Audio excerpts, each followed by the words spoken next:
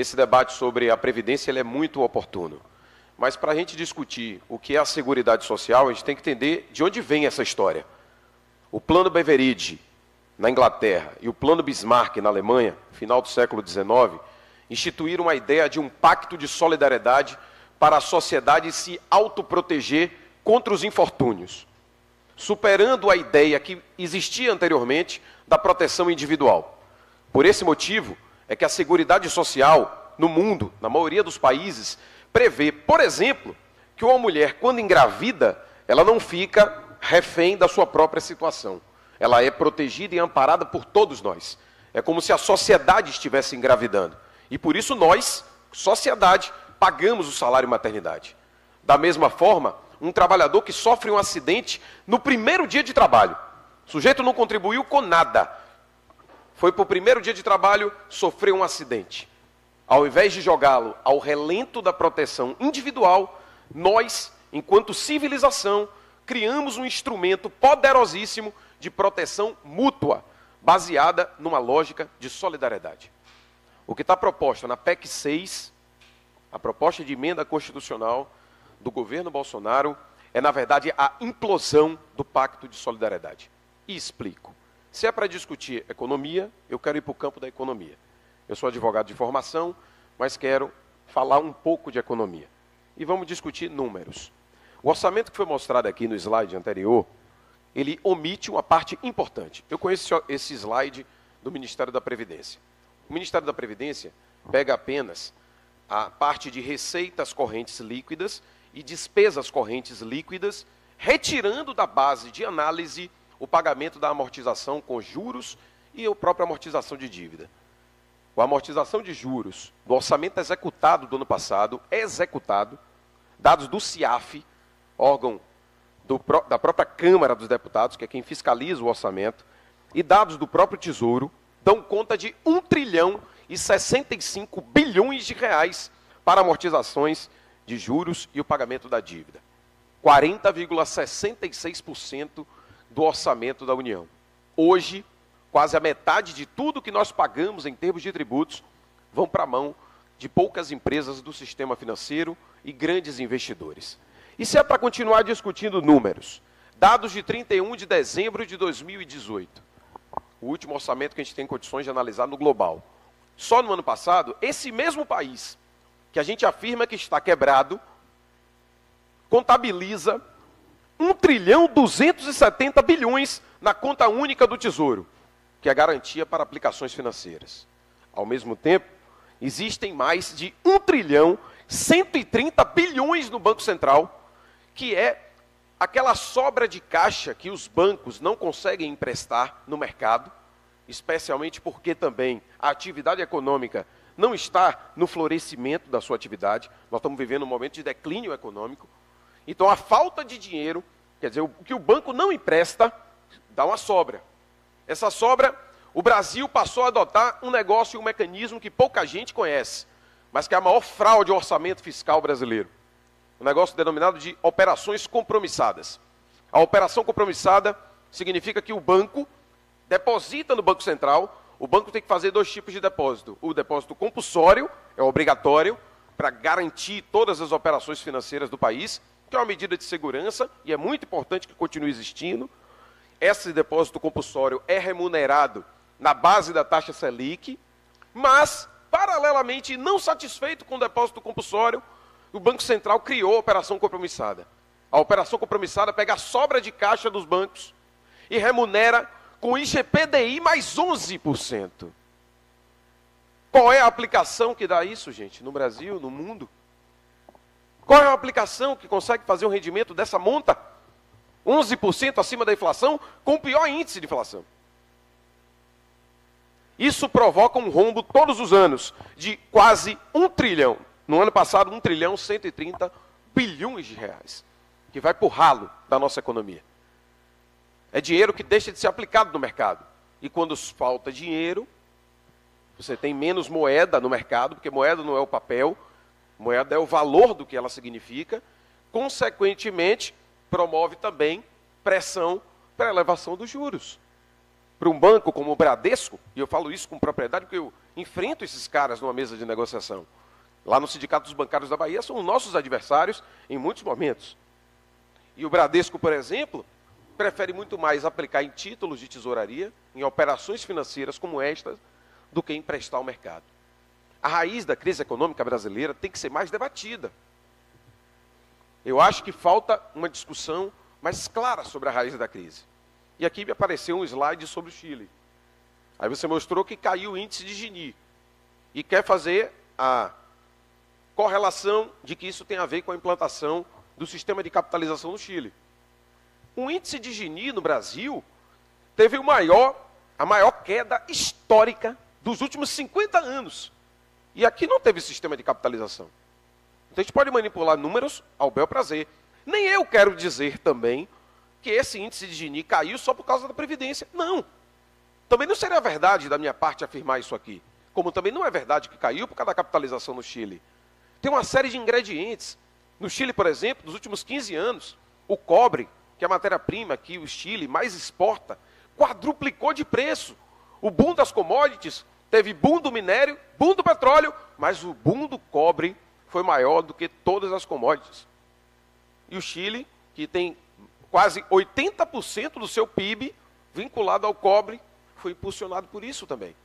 O que eu quero dizer com isso é que a gente precisa encarar que as questões de seguridade têm relação direta com crescimento ou declínio econômico. Nos momentos que a economia vai bem, a seguridade também arrecada mais. Nos momentos que vai mal, arrecada menos. Mas a Constituição Federal, nós, sociedade, criamos um pacto. Nós sabíamos que não era possível pagar benefícios previdenciários se não tivesse a instituição da tríplice forma de custeio. O que é a tríplice forma de custeio? Significa que trabalhadores, empresas e governo devem contribuir para a Previdência. O dinheiro só do trabalhador e só da empresa não paga a conta. Então a própria Constituição, sabiamente, instituiu outras fontes de receita. Por exemplo, concurso de prognósticos. Quando você faz uma fezinha na Mega Sena, parte do bilhete tem que ir para a Seguridade Social. O PIS/COFINS tem que ir para a Seguridade Social. Contribuição social sobre o lucro líquido tem que ir para a Seguridade Social. Ao mesmo tempo, impostos de importação de bens e serviços. Aí o próprio governo brasileiro pega estas fontes de receita que deveriam ser destinadas à Seguridade Social, conforme o texto constitucional. Isso não é uma pauta desse governo, do governo anterior, é uma pauta nossa, enquanto sociedade brasileira. Nós dissemos, além da contribuição das empresas e do trabalhador, o governo tem que aportar outras fontes de receita. Está na Constituição. O governo não passa esses recursos. E, ao mesmo tempo, tira 30% todos os anos, com a desvinculação das receitas da União. Era 20%. No governo Temer, passou a tirar 30%. 30% da DRU. É óbvio, não vem todo o recurso, retira ainda uma parte, faça um cálculo rápido, óbvio que você vai encontrar déficit. Mas vamos fazer um cálculo ainda somado. Acrescente a isso os grandes devedores da Previdência. Acrescente a isso os milhares de brasileiros que perderam emprego nos últimos anos e que deixaram de contribuir. E também as próprias empresas deixaram de contribuir. É evidente que você vai encontrar déficit. E qual é a saída para isso? Joga a criança e a água suja fora? Ou a gente parte para debater uma nova política monetária no Brasil? Só as operações de swap cambial, gente.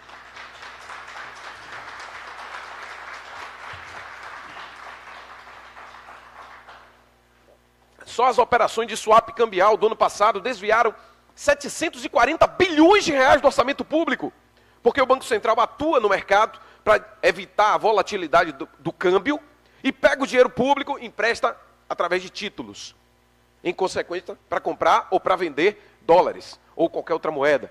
Esse swap cambial, quem paga? Somos nós. Então, se é verdade, eu concordo, não existe almoço grátis. Não existe nenhum direito grátis. É verdadeira essa afirmação.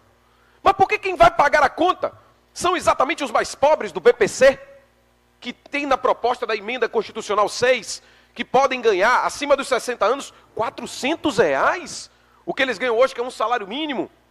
Que proposta é essa? Que prevê, por exemplo, a instituição da idade mínima em um país onde uma parte significativa dele não consegue chegar na expectativa de vida prevista. Vai no semiárido da Bahia. Vamos lá em Quijingue para debater quem consegue chegar trabalhando até os 65 anos de idade ou aos 60.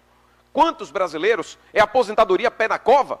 E querem instituir o regime de capitalização, que estão vendendo como uma grande ideia. O regime de capitalização nada mais é do que a volta ao século XIX, proteção individual, cada um se vira nos 30 e não tem essa balela de que o dinheiro vai ser contabilizado por você. Não. O dinheiro vai estar depositado em um banco, que vai cobrar taxa de administração, que vai operar no mercado com o seu próprio dinheiro e vai fazer dinheiro com o seu dinheiro, sem lhe repassar devidamente o que é necessário para a sua sobrevivência futura. Que incerteza é essa?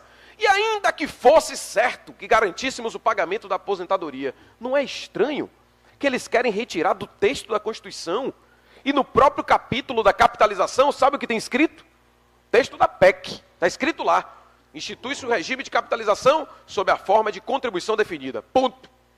Nenhum asseguramento, nenhuma garantia para o trabalhador no futuro, nenhuma garantia de contribuição patronal, nem nenhuma garantia de aporte do governo, caso o sistema quebre. Então, esse cheque em branco, eu acho que nosso povo não deve assinar. Nós temos que discutir, sim, o futuro da Previdência, discutindo aspectos relacionados à longevidade da população. Que bom que tem crescido a longevidade, apesar de não ser uniforme. Porque se a gente for olhar na mesma cidade de Salvador, a expectativa de vida de quem mora no Horto não é a mesma de quem mora na periferia. Então essa universalização da expectativa de vida, instituindo a idade mínima, é mais perversa com quem começa a trabalhar mais cedo. Porque de alguma maneira, nós estamos diante da possibilidade de se destruir, não um aumento de idade ou tempo de contribuição, até porque aumenta também a carência, que sai de 15 para 20 anos. Não é só isso, não. Isso é uma parte importante e que nós precisamos esclarecer à sociedade. Mas tem uma outra parte, que é o sistema de capitalização, é a incerteza, é a lógica do sistema financeiro implementada. E onde deu certo isso, gente? Onde deu certo? No Chile deu certo? Na Austrália deu certo? Vamos pegar, os liberais gostam muito de usar Austrália e Nova Zelândia. Quem é Austrália e Nova Zelândia, gente? Países que instituíram, países que inclusive tiveram grandes aportes do Tesouro Britânico ao longo da história. Países que tiveram aportes estatais ao longo da história. Não sou estatista, não acho que tem que ser tudo estatal, não. Mas não tem uma seguridade social, não há condição melhor para a proteção coletiva, senão o controle social. O controle individual, acho que nos leva ao século XIX e penso, não devemos passar esse cheque em branco, por isso devemos lutar para derrubar essa PEC 6. Obrigado, Augusto.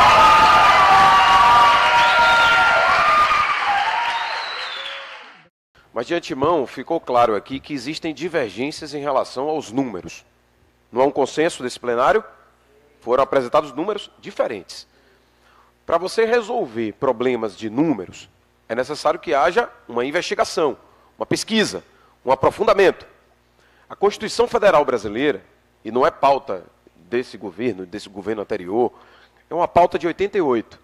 Escreveu no artigo 26 do ato das disposições constitucionais transitórias, que o Brasil deveria auditar a sua dívida um ano após a promulgação da Constituição de 88.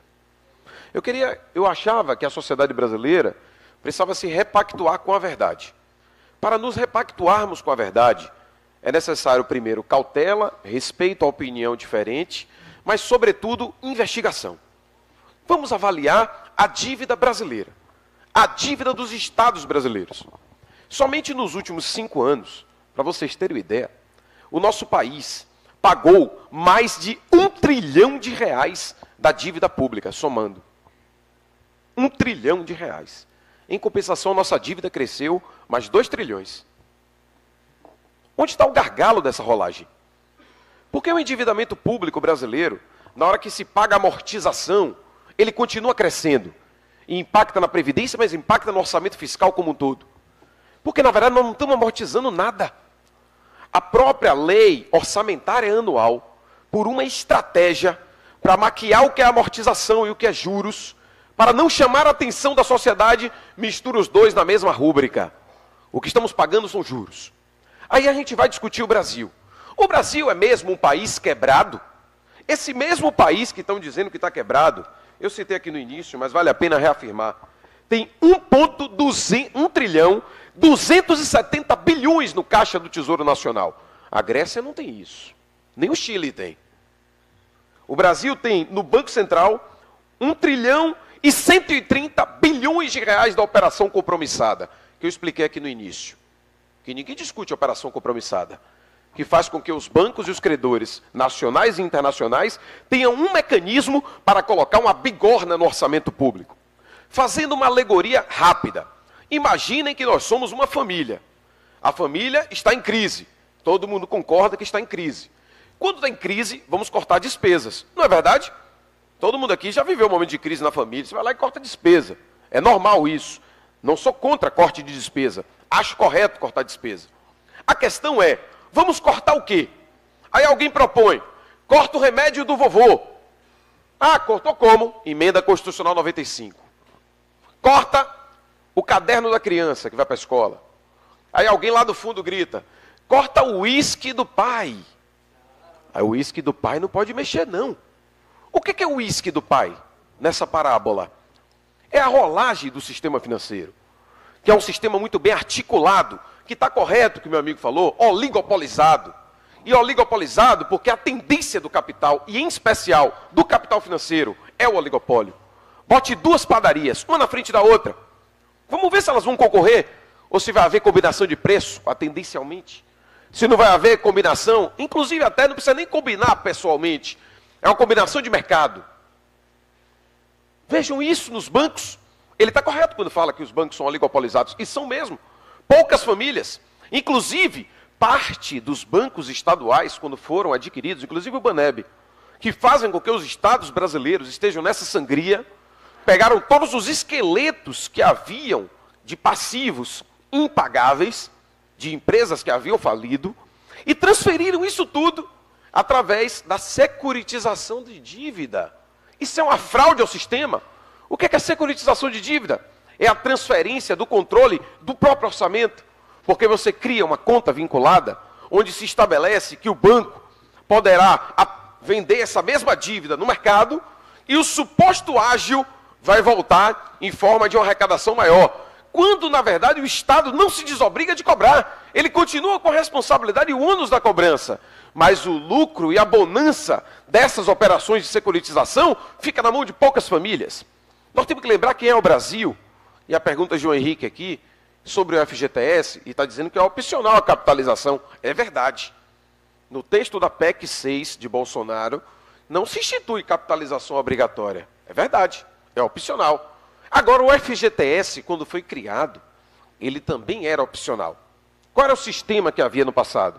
O sistema de estabilidade decenal. A cada 10 anos, o trabalhador só poderia ser desligado por um justo motivo. Nem precisaria ser justa causa. Um justo motivo. Uma motivação, conforme prevê vários países do mundo.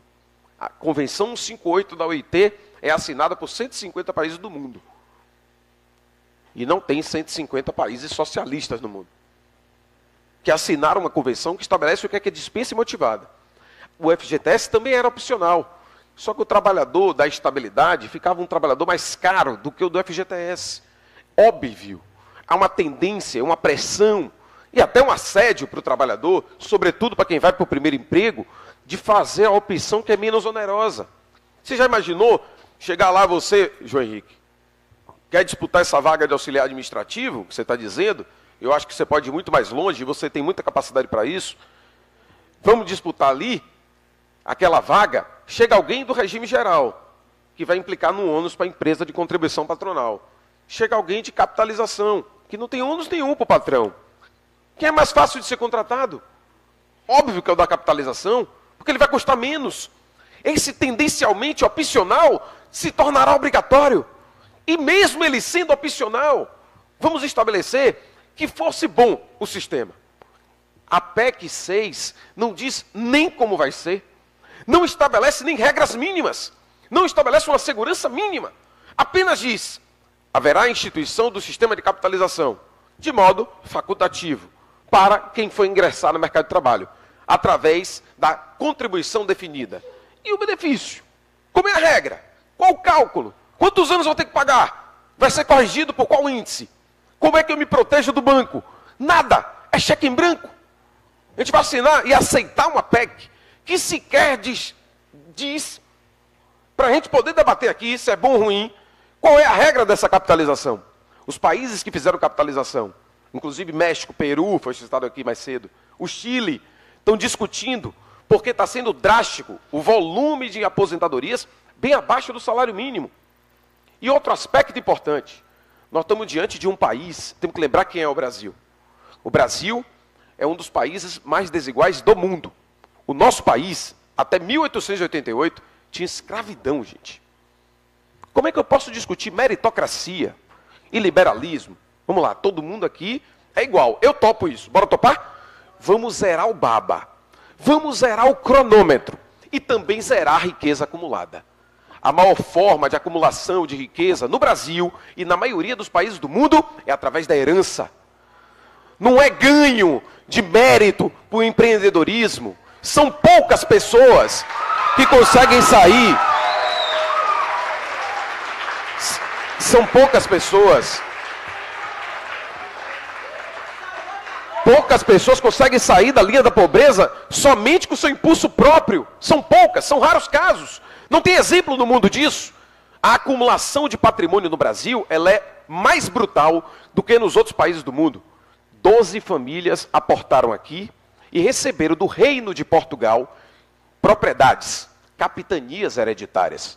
Essas 12 famílias se subdividiram em sesmarias.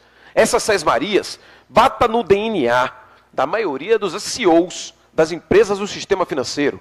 Pegue lá, só tira o dono do Banco Safra, porque ele é libanês. Fora ele, pega o DNA dos CEOs do sistema financeiro. Você vai até encontrar alguém, um ou outro, um grande gerente, um diretor, que vai ser de outra origem. Mas pega a origem da riqueza acumulada do mundo. Pega a origem da riqueza acumulada do Brasil. Quem está dizendo não sou eu, não. Lê o livro de Thomas Piketty, que faz uma análise sobre as declarações de imposto de renda de 150 países do mundo. E numa análise categórica, ele mostra que a maior forma de acumulação de patrimônio é nascendo numa família que já tem patrimônio. Aí a gente vai botar para concorrer alguém que teve seu óvulo, sua árvore genealógica, fecundado por um espermatozoide na casa grande. E o outro fecundado na senzala. Que mérito tem nisso? A origem social conta muito do que é o Brasil. E o que a gente vai fazer? No sistema de previdência, que é isso mesmo, é solidário, gente. Sistema de previdência, a gente não tem que ter medo dele ser deficitário, não. Porque ele serve exatamente para proteger quem mais precisa. Se tem privilégios no sistema, cortemos os privilégios. Por exemplo, foi dito aqui que os políticos vão igualar os futuros políticos. Porque os atuais, a regra não mexe. Mantém direito adquirido dos atuais políticos. E vamos discutir. Não sou contra o direito adquirido, não. Por favor, Quem está sendo contra o direito adquirido... Por favor. No grito aqui não, por favor. No grito aqui não, Eu sou a favor. Por favor. No grito aqui não. No grito aqui não. Esse é um ambiente de debate. Com licença, esse é um ambiente de debate e todos são respeitados. No grito aqui não. No grito, não. Se o senhor continuar, eu vou lhe pedir. No grito, não. Não, este debate não se resolve no grito.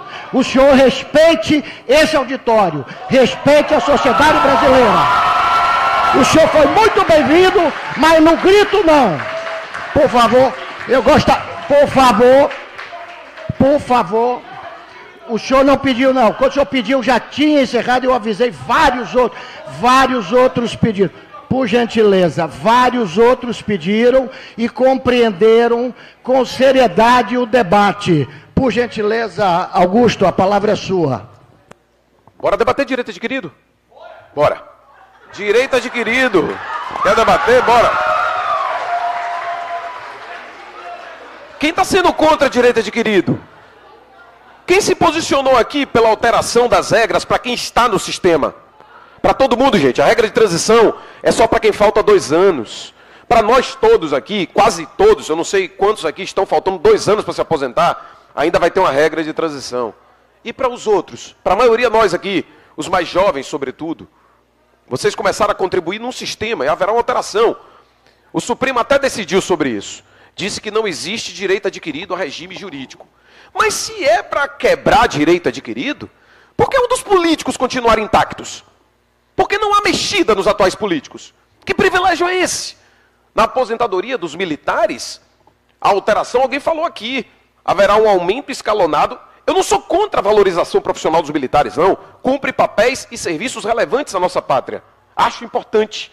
Mas não dá para usar uma régua para um tema e outra régua para outro tema. E o trabalhador rural, que hoje tem carência presumida, conforme texto da Constituição de 88, e é uma opção nossa. O trabalhador rural não contribui. Quem trabalha em regime de agricultura familiar são famílias muito pobres, que vivem com renda obtida do cultivo, da terra, etc., que no máximo vendem na feira da cidade e que tem área inferior a 4 módulos fiscais.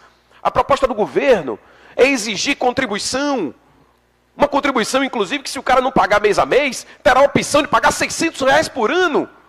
Minha família vem do semiárido. Olha lá no semiárido, quantos terão condições de pagar 600 por ano para poder ter acesso no futuro a uma aposentadoria? Aí para eles não vale direito adquirido, mesmo eles já estando no sistema agora. Então bora debater com sinceridade. O que está em jogo é a possibilidade da implosão da lógica de solidariedade da Previdência. Eu topo discutir a questão da longevidade, e foi feita reformas nesse sentido. O fator 85-95, que é modulado, já é 86-96 esse ano. Daqui a 2 anos vai ser 87-97, que vai prorrogando um pouco a aposentadoria da maioria dos brasileiros que querem ganhar um pouco mais. Se ele se aposentar mais cedo, cai no fator previdenciário, que retira em média 40% do seu benefício. Que privilégio é de quem ganha abaixo de R$5.000? Esse é o regime geral. Aí vamos debater o regime próprio. O regime próprio dos servidores públicos, que eu acho que deveria ter mexido, e foi mexido. Foi mexido. Foi feita uma emenda constitucional 41 em 2003. Instituiu o teto. Necessitava de uma lei para regulamentar. O Congresso demorou 10 anos para editar essa lei. E veio a lei. É a lei do FUNPRESP. Está funcionando. Hoje, quem ingressa no serviço público não vai ganhar mais na aposentadoria do que 5.800. Não é verdade que é essa previdência do Bolsonaro que vai acabar com isso. Já foi acabado.